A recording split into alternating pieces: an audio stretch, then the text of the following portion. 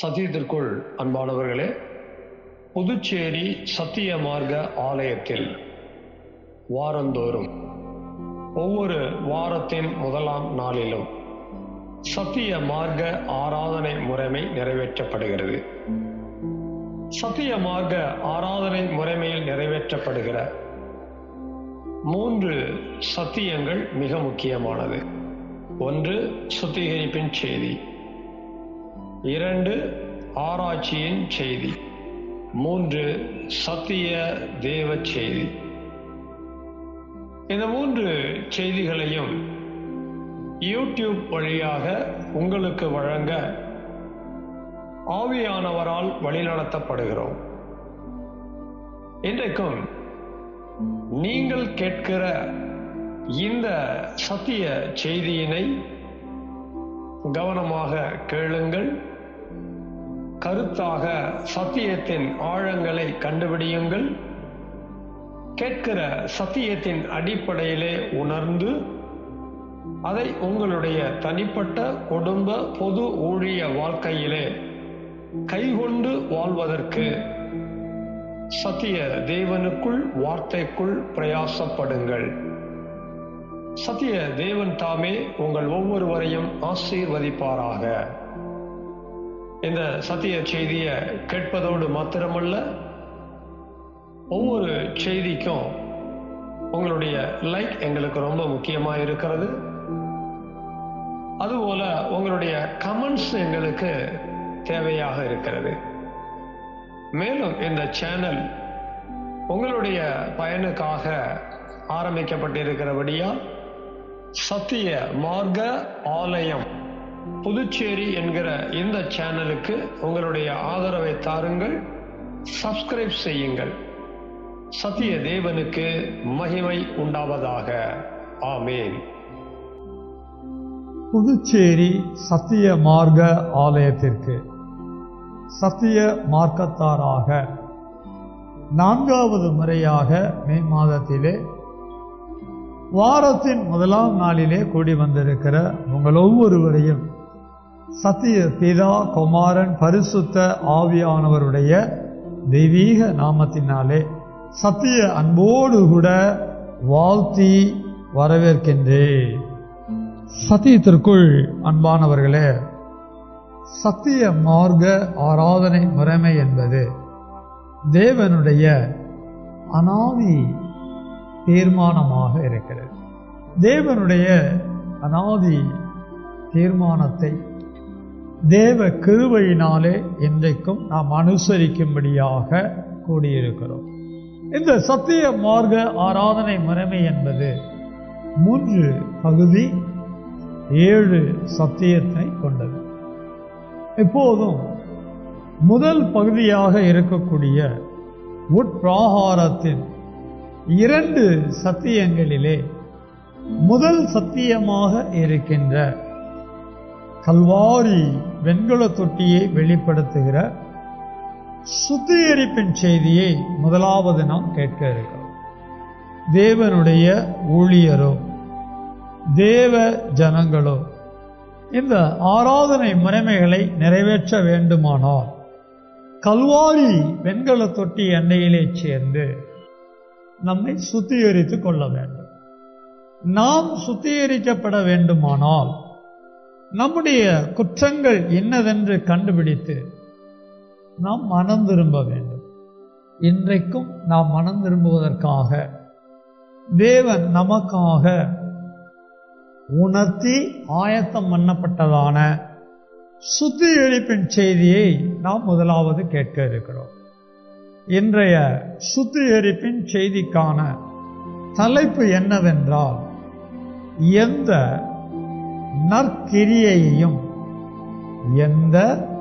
நற்கிரியையையும் செய்ய ஆகாதவர்களாக வாழ்கிற குற்றம். சுத்திகரிப்பின் செய்திக்கான தலைப்பினை எழுதி கொண்டோமானால் அதற்கு வேண்டிய ஆதார மற்றும் ஒத்து வசனங்களையும் நாம் குறித்துக் கொள்வோம். ஆதார வசனம் தீத்து 1:16. 2ஆம் வசனம் எரேமியா 11:30.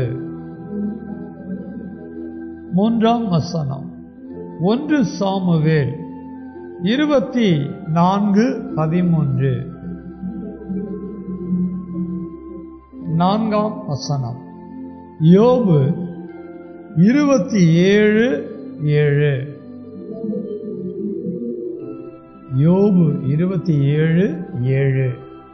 கடைசியாக 5ஆம் வசனமாக நாம் எப்போதும் குறித்துக் கொள்ளக்கூடிய சங்கீதம் 73:13.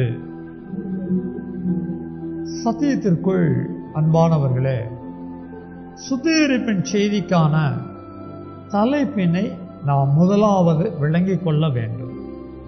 எந்த நற்கிரியையையும் செய்ய ஆகாதவர்களாக வாழ்கிற குற்றம். நாம் தேவனுக்கு முன்பாக தேவ ஜனமாக தேவனுடைய சபை மக்களாக வாழ்ந்து வருகிறோம். எப்படிப்பட்டவர்களாக வாழ்ந்து வருகிறோம்? அவருடைய பார்வையிலே நாமோ ஆகாதவர்களாக வாழ்ந்து வருகிறோமா? எதற்கு ஆகாதவர்கள் என்று நாம் பார்க்கும் பொழுது, நற்கிரியையை செய்ய ஆகாதவர்களாக வாழ்ந்து வருகிறோமா? ஆகாதவன் என்ற வார்த்தையை ஒத்து வராதவன் என்று புரிந்து கொள்ளலாம், இயலாதவன் என்று புரிந்து கொள்ளலாம், தகுதியற்றவன் என்று புரிந்து கொள்ளலாம். நற்கிரியையை செய்ய தேவ ஜனமாகிய நாம் ஒத்து வராத, இயலாத, தகுதியற்ற நபராக இருக்கின்றோமா? தேவன் தேவ ஜனங்களை தம்முடைய சபைக்குள் கொண்டு வந்து வைத்திருக்கிற நோக்கம் என்னவென்றால், நற்கிரியையை செய்து வாழ வேண்டும். உலக வாழ்க்கைக்கும் தேவ ஜனங்களுக்குரிய வாழ்க்கைக்கும் ஒரு பெரிய வித்தியாசம் இருக்கிறது என்றால் அது என்ன? உலக ஜனங்கள் எப்படிப்பட்ட கிரியையையும் தங்களுடைய வாழ்க்கையிலே நிறைவேற்றக்கூடியவர்களாக இருப்பார்கள். ஆனால் தேவ ஜனமாகிய நாமோ நற்கிரியைகளை மட்டும் செய்யக்கூடியவர்களாக வாழ வேண்டும்.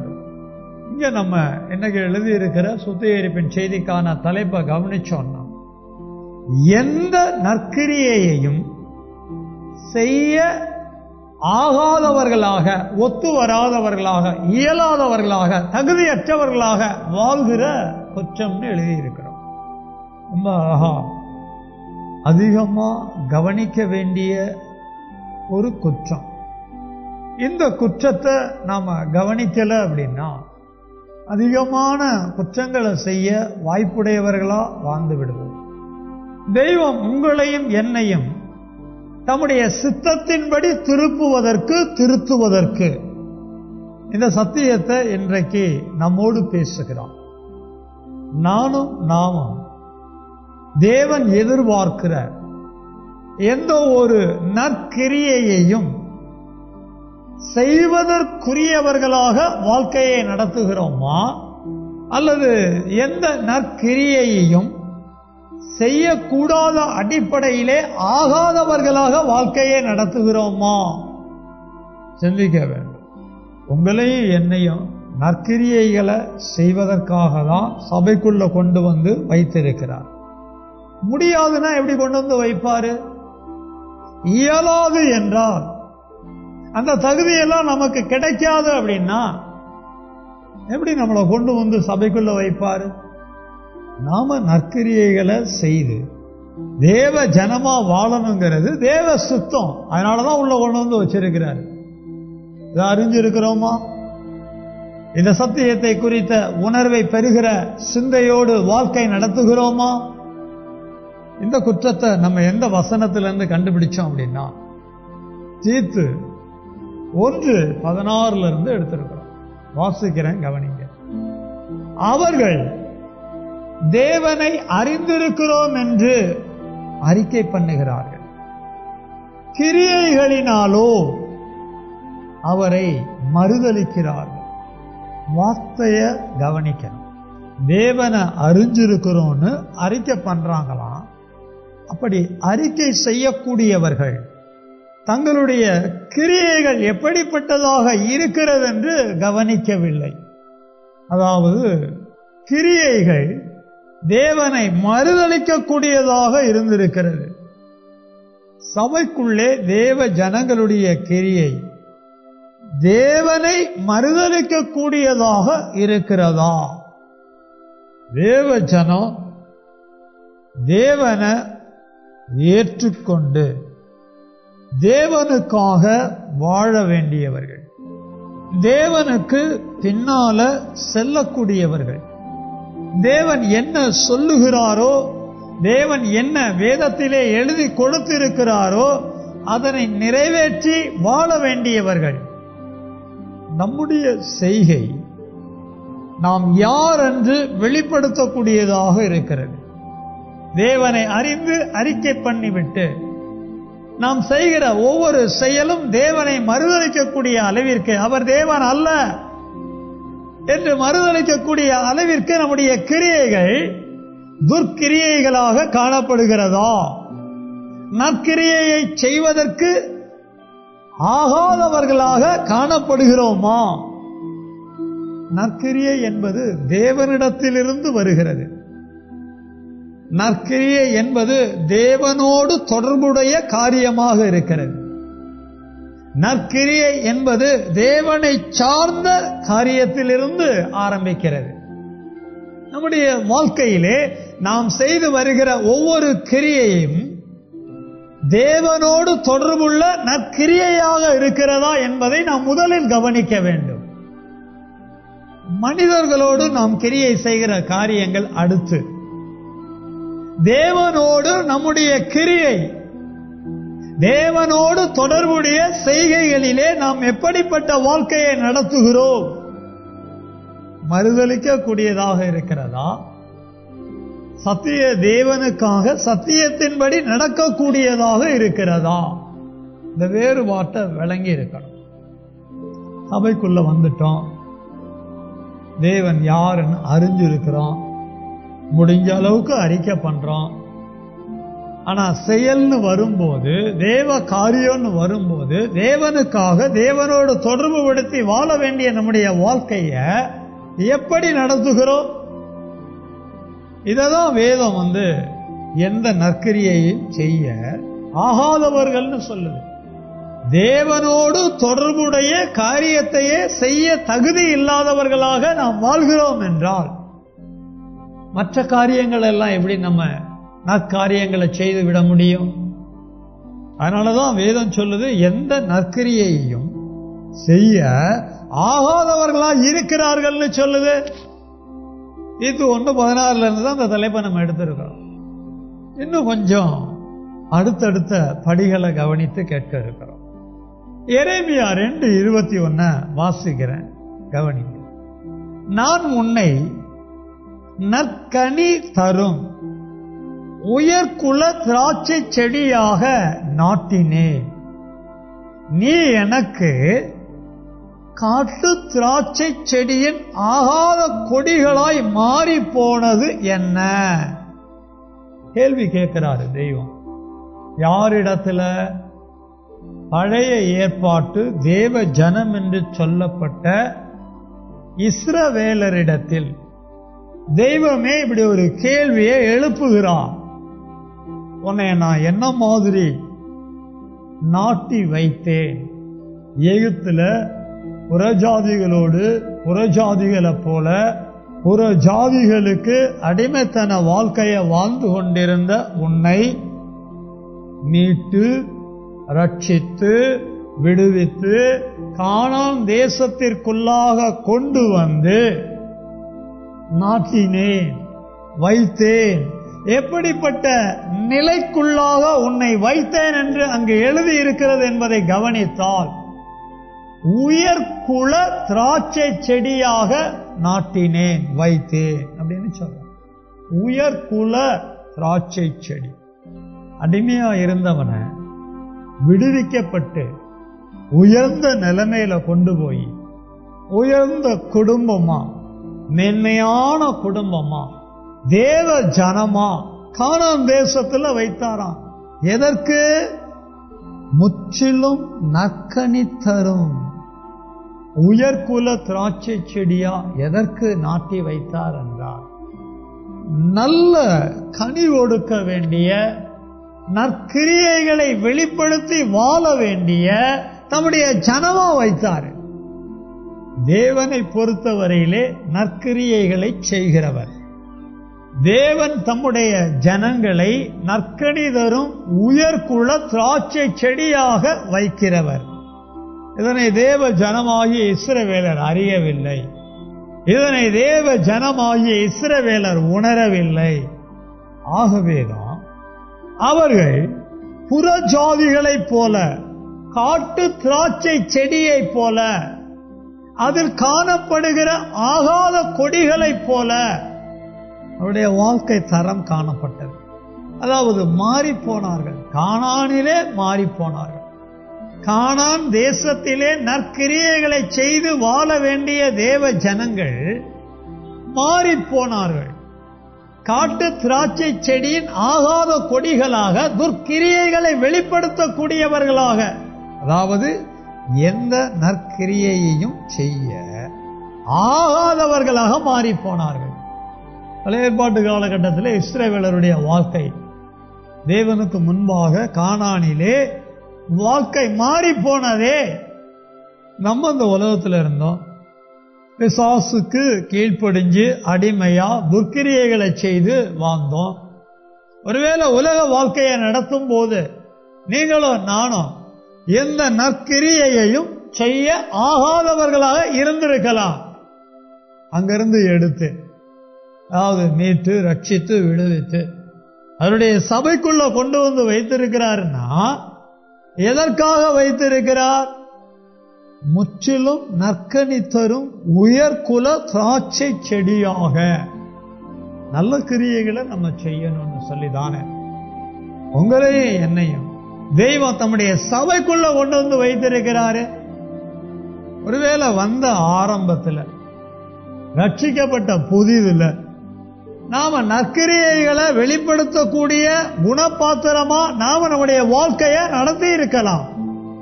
காலங்கள் நகர்கிறது, காலங்கள் கடந்து போகிறது. ரட்சிக்கப்பட்டு பல வருடங்கள் ஆகிறது. 5 வருஷம், 10 வருஷம், 15 வருஷம். காலம் போக போக நம்ம வாழ்க்கை எப்படி போய்கொண்டு இருக்கிறது? பழைய ஏற்பாட்டு தேவ ஜனமாகிய இஸ்ரவேலரை போல எந்த நற்கிரியையையும் செய்வதற்கு ஆகாத காட்டு திராட்சை செடியை போல, அதன் ஆகாத கொடிகளைப் போல நாம் மாறிக்கொண்டிருக்கிறோமா? நம்ம என்ன செய்யறோம்? எதற்காக செய்யறோம்? எப்படியெல்லாம் செய்யறோம்? ஒரு சின்ன காரியமா இருந்தாலும் சரி, கணவனிடத்துல, மனைவியினிடத்துல, பிள்ளைகளிடத்துல, நண்பர்களிடத்துல, பெற்றோரிடத்துல, மாமனார் இடத்துல, மாமியார் இடத்துல, ஆசிரியர் இடத்துல, சக மக்கள் மத்தியில, எல்லாரிடத்திலையும் நம்முடைய கிரியைகள் எப்படிப்பட்டதாக இருக்கிறது? எல்லாவற்றையும் விட தேவனிடத்திலே தொடர்பு கொண்டு தேவ காரியமாக வாழ வேண்டிய நம்முடைய வாழ்க்கையிலே நம்முடைய கிரியைகள் எப்படிப்பட்டதாக இருக்கிறது? தேவன் யாருன்னு தெரியுங்களா? என்ன கேட்டுட்டீங்க? தெரியுமான்னு. தேவனை அறிஞ்சிருக்கிறேன். ஓ அப்படியா? ஆனா உங்க கிரியைகளை பார்த்தா அப்படி ஒன்றும் தெரியலையே. நீங்க ஏன் கிரியைகளை பார்க்கறீங்க? அம்மா தேவனை அறிஞ்சிருக்கிறோம்னு சொல்லி அறிக்கை பண்றோம் அப்படின்னா நம்ம கிரியை எப்படிப்பட்டதா இருக்குங்கிறத எல்லாரும் பார்ப்பாங்களே. தேவனை மறுதலிக்க கூடியதாக இருக்கிறதா? தேவனை பின்பற்றி செல்லக்கூடியவர்களாக இருக்கிறதா? இவர் யார் எனக்கு தெரியாது அப்படிங்கிற மாதிரி. பேதுரு தன்னுடைய வாழ்க்கையிலே இயேசுவை குறித்து சொன்னபடி நம்முடைய வாழ்க்கை போய்கொண்டிருக்கிறதா? எப்படிப்பட்ட வாழ்க்கையை நடத்துறோம்?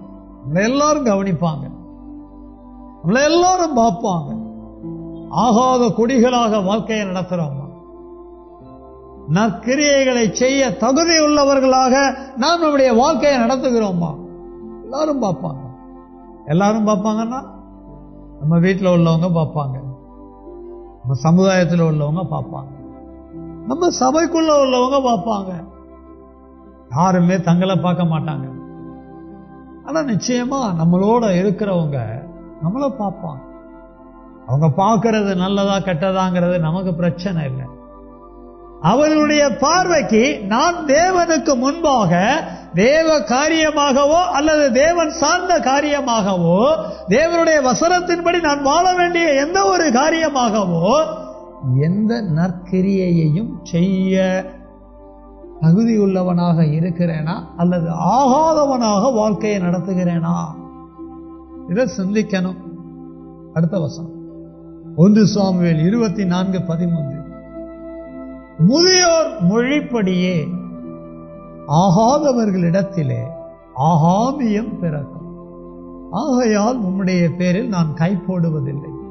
நாம் கவனிக்க வேண்டிய காரியம் என்னவென்றால், ஆகாதவர்களிடத்தில் ஆகாமியம் பிறக்குமா? ஆகாமியம் என்றால் குற்றம்.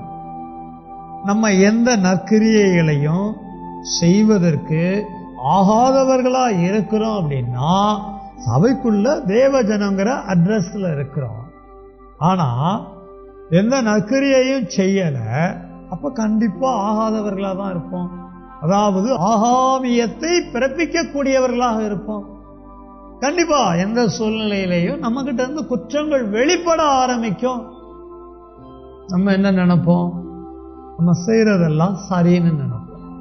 அது எந்த மாதிரி எல்லாம் அப்படின்னு பார்க்கும்போது ஆத்துமால எண்ணத்தை சரின்னு நினைப்போம், ஆவியில பேச்ச சரின்னு நினைப்போம், சரீரத்துல செயல்பாடுகளை சரின்னு நினைப்போம். நம்மள நாமே தேற்றிக் கொள்வோம், நம்மை நாமே ஏற்றுக்கொள்ளுவோம். நாம் செய்கிறது எல்லாம் சரி என்று நம்முடைய மனம் நமக்கு ஒத்து போகக்கூடியதாக இருக்கும். நம்முடைய மனம் நமக்கு ஒத்து போகலாம். தேவனுடைய பார்வையிலே நாம் நினைப்பதும் பேசுவதும் செய்வதும் ஏற்புடையதாக இருக்கிறதா என்பதை நாம் கண்டுபிடிப்பதில்லை. ஆகாமியத்தை, அதாவது குற்றத்தை பிறப்பிக்கிறவர்களாக வாழ்கிறோமா என்பதை கண்டுபிடிக்கிறதில்லை. அடுத்த வசனத்துல முடிவா தெளிவா நம்ம விளங்கி நம்ம மனம் திரும்ப ஆயத்தமா இருக்கோம். யோபு 27:7 என் பகைஞன் ஆகாதவனை போலும் எனக்கு விரோதமாய் எழும்புகிறவன் அக்கிரமக்காரனை போலும் இருப்பானாக. ஆகாதவன் என்கிற வார்த்தைய இந்த வசனத்துல கவனிக்க. யாரு ஆகாதவன்? பகைஞன் ஆகாதவன், விரோதமா எழும்புகிறவன் ஆகாதவன். ரெண்டு காரியம் இருக்கு. ஒன்னு பகைத்தல், இன்னொன்னு விரோதமா எழும்புதல்.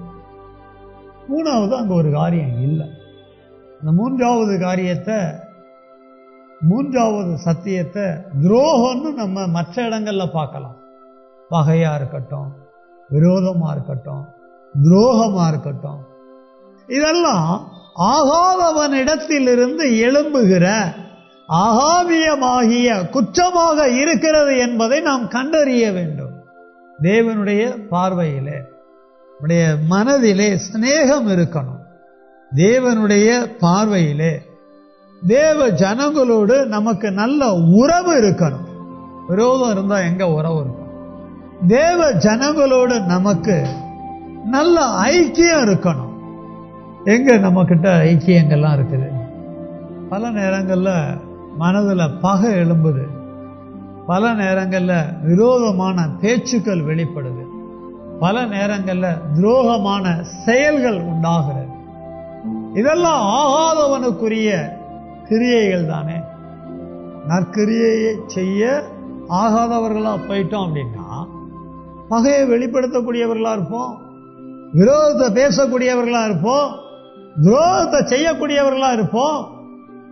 எந்த நிலைமையிலையும் நம்ம யாரையும் பகைக்காம இருக்கிறோம் அப்படின்னா நற்கிரியையை செய்ய தகுதியுள்ளவர்களா இருக்கிறோம்னு அர்த்தம். அப்பப்ப பகைய உள்ள கொண்டு வந்து வச்சிருக்கிறோம் அப்படின்னா சிநேகத்தை நிறைவேற்றுவதற்கான தகுதியை இழக்கிறோம்னு அர்த்தம். அன்பை வெளிப்படுத்துவதற்கான தகுதியை இழக்கிறோம்னு அர்த்தம். ஆத்துமால அன்பை வைக்கக்கூடிய அளவிற்கு நற்கிரியையை வெளிப்படுத்த ஆகாதவர்களா இருக்கிறோம். இதெல்லாம் கண்டுபிடிக்கணுங்க. நம்ம எப்படி வாழ்றோங்கிறத கண்டுபிடிக்கணும். நம்முடைய ஆத்துமால நற்கிரியை இருக்கா, நம்முடைய ஆவியில நற்கிரியை இருக்கா, நம்முடைய சரீரத்துல நற்கிரியை இருக்கா? சூழ்நிலை அதெல்லாம் வெளிப்படுத்தக்கூடாத அளவிற்கு தான் இருக்கும். நடக்கிறதெல்லாம் பார்க்கும்போது இதெல்லாம் நம்ம கிட்ட இருந்து பிறப்பிக்க முடியாத அளவிற்கு தான் இருக்கும். ஆனால் தெய்வம் உங்களையும் என்னையும் காட்டு திராட்சை செடியின் ஆகாத கொடிகளா நாட்டவில்லையே, முற்றிலும் நற்கனி தரும் உயர் குல திராட்சை செடியாதானே நாட்டுகிறாரு. பழைய ஏற்பாட்டில் எழுதியிருக்குங்க. புதிய ஏற்பாட்டில் உங்களுக்கும் எனக்கும் அதானே, உங்களையும் என்னையும் நற்கனி கொடுக்கக்கூடியவர்களா தானே எதிர்பார்க்கிறாரு. நற்கிரியைகளை செய்யக்கூடிய ஆகிறவர்களா தானே அவர் எதிர்பார்க்கிறாரு. ஆனா ஆகாதவர்களா நம்ம வாழ்றோம் அப்படின்னா நம்ம லைஃப் எப்படி போயிட்டு இருக்குன்னு நம்மளை செக் பண்ண மாட்டேங்கிறோம். ஆத்துல அடிச்சுக்கிட்டு போற செத்த மீனை போல நம்முடைய வாழ்க்கையை நடத்துறோம். ஆற்று நீரை எதிர்த்து செல்லக்கூடிய அளவிற்கு உலக போக்கிற்கு மாறாக தேவனுடைய நாமத்தின் மகிமைக்காக நற்கிரியைகளை வெளிப்படுத்தக்கூடிய ஜனங்களாக வாழ்ந்து வருகிறோமா? அதான் கண்டுபிடிக்கல அப்படின்னா தேவன் உங்களையும் என்னையும் பகைக்கிற அளவிற்கு அவருடைய பார்வையிலே நாம் ஆகாதவர்களாக நம்முடைய வாழ்க்கையை முடித்து விடுகிறவர்களாக இருந்து விடுவோம். இதுக்காகவா நம்மள சபையில கொண்டு வந்து வச்சாரு? சங்கீதக்காரன் என்ன அழகா சொல்றான் பாருங்க. சங்கீதம் 73:13 நான் விருதாவாகவே என் இருதயத்தை சுத்தம் பண்ணி குற்றம் இல்லாமையிலே என் கைகளை கழுவினேன். சும்மா அவன் கழுவல, தாங்கிட்ட குற்றம் இருக்கா இல்லையாங்கிறத கண்டுபிடிச்சு குற்றம் இருந்ததுனால அந்த குற்றம் நீங்க குற்றம் இல்லாம என்று சொல்லப்படுகிற வெண்கல தொட்டியில போய் கழுவுறான். இன்னைக்கு ஆராதனை முறைமையை அனுசரிக்க சபைக்குள்ள வந்திருக்கிற நம்ம எந்த நற்கிரியையையும் செய்ய ஆகாதவர்களா இருக்கிறோன்னு உணர்த்தப்பட்டால் நமக்குன்னு ஒரு வெண்கல தொட்டி இருக்கு. அதான் கல்வாரி வெண்கல தொட்டி. கர்த்தராகிய இயேசு கிறிஸ்து நம்முடைய குற்றங்களை ஏற்று நமக்காக அடிக்கப்பட்ட ஜீவனை கொடுத்து அந்த கல்வாரி வெண்கல தொட்டி இருக்கு. அந்த குற்றம் இல்லாமையிலே நாம கழுவப்படணும். நம்ம எல்லாரும் கல்வாரி வெண்கல தொட்டியிலே நம்முடைய குற்றங்களை கண்டுபிடிச்சு மனம் விரும்பி கழுவப்பட எழும்பலாமா? நாம கேட்ட சுத்திகரிப்பின் செய்திய அப்படியே மனதில் திருப்பி பார்ப்போம். புதிய ஏற்பாட்டு சபையா, அதிலும் சத்திய மார்க்க சபையா? சத்திய மார்க்க சபைக்குள்ளே காணப்படுகிறதான நானும் நாமோ தேவனை அறிந்திருக்கிறோமே, தேவனை அறிந்திருக்கிறோன்னு அறிக்கை பண்றோமே. முதல் நூற்றாண்டு சபையிலே காணப்பட்ட தேவ ஜனங்களும் தேவனை அறிந்திருக்கிறோன்னு அறிக்கை பண்ணிட்டு கிரியைகள் வழியாக தேவனை மறுதலிக்கக்கூடிய வாழ்க்கையை நடத்தி எந்த நற்கிரியையையும் செய்ய ஆகாதவர்களா இருந்திருக்கிறாங்களே. நம்ம எப்படி வாழ்கிறோம்? புதிய ஏற்பாட்டு முதல் நூற்றாண்டு சபையை போல நம்முடைய வாழ்க்கையை நடத்தி கொண்டு இருக்கிறோமா? அல்லது பழைய ஏற்பாட்டு தேவ ஜனங்களை போல காட்டு திராட்சை செடியா, முற்றிலும் துர்க்கிரியைகளை வெளிப்படுத்தக்கூடிய அளவிற்கு ஆகாத கொடிகளை போல, இயேசுவை பின்பற்றாத, இயேசுவை மறுதலிக்கிற கிரியைகளிலே மறுதலிக்கக்கூடிய ஜனமாக வாழ்ந்து கொண்டு வருகிறோமா? முதியோர் மொழிப்படியே ஆகாதவர்களிடத்திலே ஆகாமியம் பிறக்கும் என்று எழுதியிருக்கிறபடி உங்களிடத்திலும் என்னிடத்திலும் ஆத்தும எண்ணங்களிலே ஆகாமியமாகிய அக்கிரமங்கள், ஆவியிலே ஆகாமியமாகிய மீறுதல்கள், சரீரத்திலே ஆகாமியமாகிய பாவ கிரியைகள் பகையாக, விரோதமாக, துரோகமாக, நற்கிரியைகளை வெளிப்படுத்த கூடாதபடி ஆகாதவர்களாக, தகுதியற்றவர்களாக, இயலாதவர்களாக தேவனுக்கு முன்பாக சபையிலே காணப்படுகிறோமா? இல்ல நான் முற்றிலும் தனி கொடுத்து, அதாவது நற்தனி கொடுத்து வாழ்றேன்னு சொல்லி என்னாலையும் உங்களாலையும் சொல்ல முடியுமா? எத்தனை காரியங்கள்ல மனதின் சிந்தனைகள் வீணாக காணப்படுகிறது. எத்தனை நேரங்கள் வாயின் வார்த்தைகள் வீணான சொல்லை பிரயோகப்படுத்துகிறது. எத்தனை சமயங்களிலே நம்முடைய கிரியைகள் துர்க்கிரியைகளாக தேவனுக்கு ஆகாத செய்கைகளை வெளிப்படுத்தக்கூடியதாக காணப்பட்டிருக்கிறது. இல்லைன்னு சொல்ல முடியாது. எல்லா நேரமும் 100% சரியாவே நாம நடக்கிறோம்னு சொல்ல முடியுமா? நடந்தால் நல்லது. நடவாத நேரங்கள் உண்டு. சில நேரங்கள்ல நாம தேவனை மறுதலிக்கக்கூடிய கிரியைகளை நடப்பிச்சிருப்போம். சில நேரங்கள்ல கணவனிடத்துல, மனைவியிடத்துல, பிள்ளைகளிடத்துல, பெற்றோரிடத்துல, பெரியோரிடத்துல, உலக வாழ்க்கையில துர்க்கிரியைகளை வெளிப்படுத்தக்கூடிய, ஆகாத செய்கைகளை வெளிப்படுத்தக்கூடியவர்களாக வாழ்ந்திருப்போம். என்னிடத்துல என்ன மாதிரியான ஆகாத குற்றம் வெளிப்பட்டதுன்னு சொல்லி, ஆத்துமால, ஆவியில, சரீரத்துல அக்கிரமமா, மீறுதலா, பாவமா வெளிப்பட்டதுன்னு சொல்லி பரிசுத்த ஆவியானவரே என்ன உணர்த்தணும்னு சொல்லி கேட்கணும். யாரும் சும்மா நிக்க கூடாது. என்னை உணர்த்தும், என்னை உணர்த்தும், என்னை உணர்த்தும். யோபு புத்தகத்துல பகைஞன் ஆகாதவனை போலும் என்று எழுதியிருக்கிறதே. விரோதமாய் எழும்புகிறவர்கள் அக்கிரமக்காரனை போல இருப்பானாக என்று எழுதியிருக்கிறதே.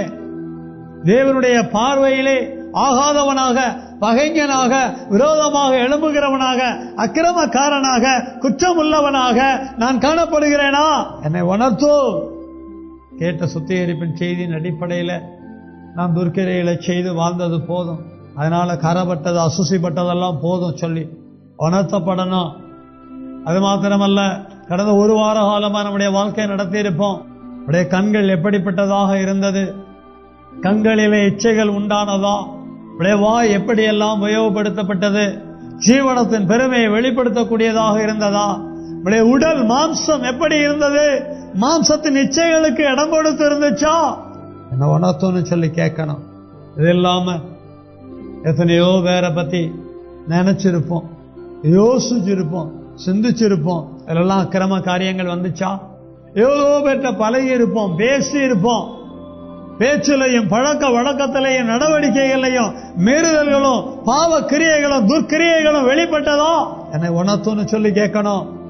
எத்தனையோ நேரங்கள்ல பல காரியங்கள்ல மனம் திரும்பிட்டு திரும்ப திரும்ப அதையே விரும்பி செய்யக்கூடிய அளவிற்கு அடிமையா வாழ்ந்திருக்கிறோமா? என்னுடைய அடிமைத்தனத்தை எனக்கு உணர்த்துன்னு சொல்லி கேட்கணும். இச்சைகள், குற்றங்கள், அடிமைத்தனங்கள் எல்லாவற்றையும் உணர்ந்து மௌனமா அறிக்கப்படும். தனிப்பட்ட வாழ்க்கையில இருக்கலாம், குடும்ப வாழ்க்கையில இருக்கலாம், பொது வேலை ஊழிய வாழ்க்கையில இருக்கலாம். எல்லாவற்றையும் உணர்ந்து அறிக்கை செய்ய வேண்டாமா? உங்களோடு கூட நானும்.